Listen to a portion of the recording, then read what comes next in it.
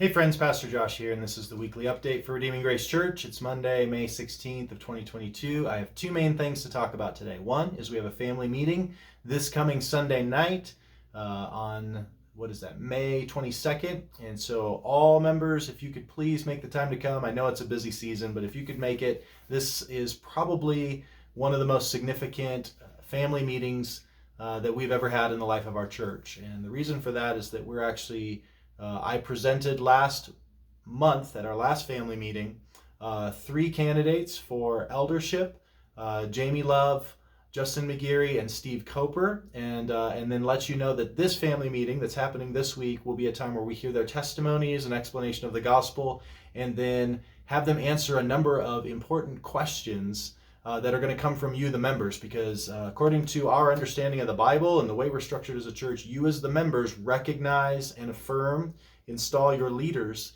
and we want you to be confident that these men are qualified for eldership, and that when you install them into this office, that you're actually willing to follow them to the extent that they are leading biblically. You are obligated then to follow them as your elders. Hebrews 13:17 talks about that. So this is an important one. I'm going to send out in an email or text later to you members the agenda and list of potential questions that you could ask these elder candidates as I try to equip and train both you, the elder candidates, and you, the members, on how to go about this process well, in the hopes that our church will then reach a major maturity point, maturity threshold of having a plurality of elders. The term elder in the Bible is synonymous with pastor, so these men are being elevated to the same level of authority and responsibility that I am at. So we want to make sure that you have confidence in doing that, and so we'll do some testimonies and questions, and that'll basically be the primary objective of this Sunday night's family meeting.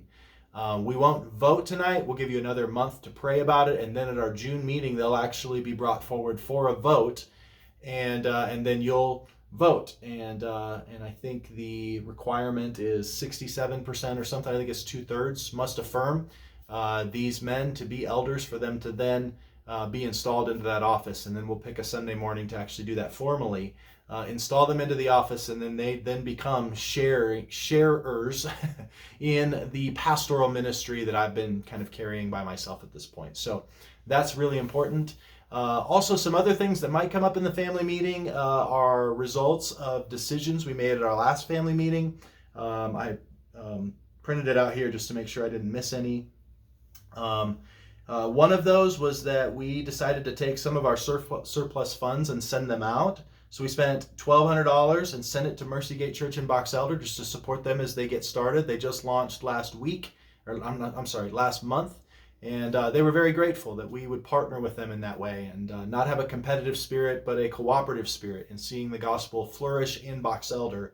And then we also agreed to send $10,000 to the Easter offering that our denomination does every year to help other church plants thrive. And so we did that. So we sent over $11,000 out, kind of in addition to our regular budget. And I'm excited to report that actually we have brought in probably about $14,000 over our expenses since then. So we tried to send out a big chunk of money, and it seems like by God's grace, there's more now than when we started. So we're just going to have to continue to get more and more aggressive in our attempts to try to get these kingdom resources out, because God seems to be giving us more of them.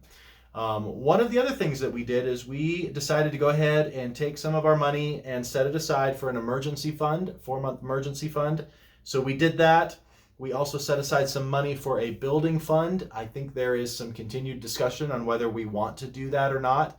I don't think it's sinful to hold on to some money for the potential of a building if it were to come available. I also don't think it's sinful for us to go, you know what, we don't want to hang on to that. We'll trust the Lord in the right time to provide what we need. Let's get this money out. That would be fine too. And so we can continue in future family meetings having discussions about that. We also voted to set aside $20,000 for a pastoral internship. So to take a young guy who maybe can live pretty cheaply and see if he might want to get equipped to do pastoral ministry. So to spend time with me and learn the ropes of pastoral ministry, help me out with some things, and then in the hopes that maybe after 6 months or a year, he might be ready to go step into a vocational ministry position.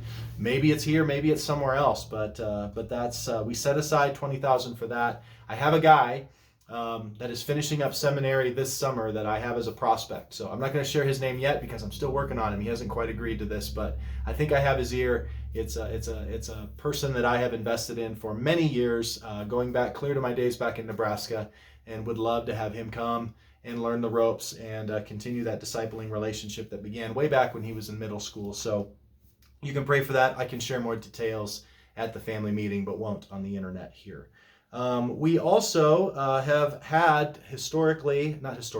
since last year, a part-time position in our budget for an associate pastor. We have not used that to this point, and so I have, with the members' permission at the last family meeting, began a conversation with a guy who I think could be a candidate to relocate here, keep his secular job, and do pastoral ministry part-time. He'd be a great fit. He loves the area. He loves his job. He would love kind of the position. He and I are just having conversations, and if there is genuine interest on his side, then at the family meeting, whatever the next one will be, when I get kind of word whether or not he wants to pursue potential, then I'll take that to you members, and we'll begin to put together a formal process of discerning and potentially hiring this guy. So again, I won't share more than that on the video, but at the family meeting, I'll share more of that as well. So it's exciting to see that we have resources and that we're trying to raise up people and multiply ministry, and that we get to be a part of that. And it seems like every time that we're trying to do something, God brings more our way. And so we'll just continue to steward what he has, and we're not guaranteed that he'll give us more later, but we are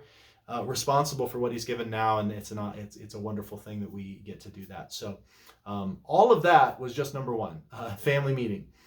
So we've got really important eldership stuff to consider together, to listen to these guys and really prayerfully discern whether they should be elders, and if we will follow them, if we install them into the office. We can talk about other financial things and other advancing things in the life of our church. And I'll just add one more thing. If you are not a member, I would encourage you to consider going through the membership process and joining, because these family meetings are really fun. We really are scheming together how we might do kingdom good, like eternal kingdom good in our community and around the world.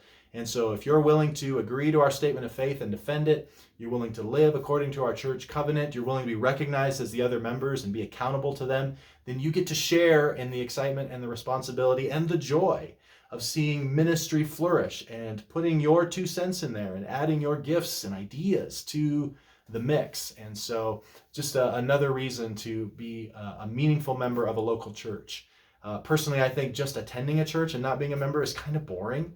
But becoming a meaningful member, all of a sudden, it's like going from analog to HD TV. Like, it is just so vibrant and joyful to be meaningfully engaged in the life of a church, to know and be known, and to participate in the adventure of trying to get the gospel and gospel resources out to as many people as possible. And so we're going to get to do that over these next few family meetings. Number two, Josh, you finally got to number 2. Bree is putting together a mission trip to Las Vegas with a dear friend of ours that lives in Las Vegas that's part of a ministry called Club Christ. And I'm just going to read it. She sent me an email to make sure that I got it right in the video. And so I'm just going to read the email to you, include it in the weekly update. And then if you're interested in being a part of this thing, contact me or Bree. And we would love to have a team of probably anywhere from 4 to 8 people would be ideal, adults and teens. I'll just read her note here. Dear RGC, I have an exciting missions opportunity to share with you. From June 26th to July 3rd, a team of us will go to Las Vegas and work with Club Christ to serve children and families in an under-resourced apartment complex. In the afternoons, we will be running their summer program, which is a combination of tutoring, Bible learning, and fun activities. With the rest of our time, we will help Club Christ with anything else they need, cleaning, organizing, etc., and or help with other local Las Vegas ministries. Our team will consist of both adults and teenagers. The cost will be approximately $500 per person for airfare and meals. We will stay in host homes, and we will find ways to raise money if cost is a concern. We also have missions dollars in our budget. We could help make this happen. If you're interested in going or you would like to learn more information, please contact me as soon as possible so we can get our team together. Thanks, Bree Brown. So there you go.